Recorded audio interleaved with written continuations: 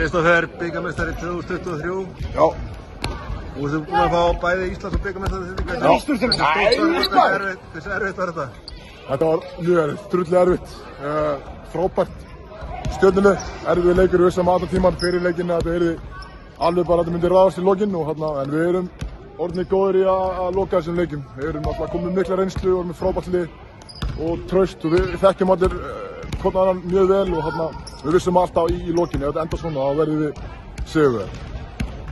Kári skoraði fyrst í fjórða leikluta og Hjálmar fylgdi svo eftir. Það voru fyrstu 7 stigin hjá Kára í bara fjórða leikluta í seinni hálfleik.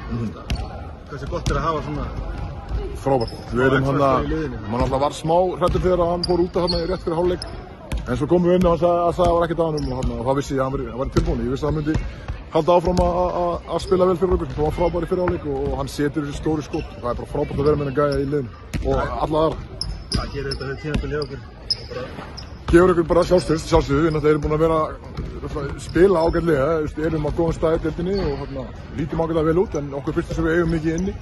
Og sjálfsögðu er alltaf gott fyrir sjálfsögðu og eitthvað annað að vinna. Við förum bara núna og stefnum á að klára deildina og svo bara stóra í vor. Það skemmta sér eitthvað? Ég held það. Ég er bara hlaupin í klefa núna. Finnur þú að reyka á þetta? Já, gerðu það.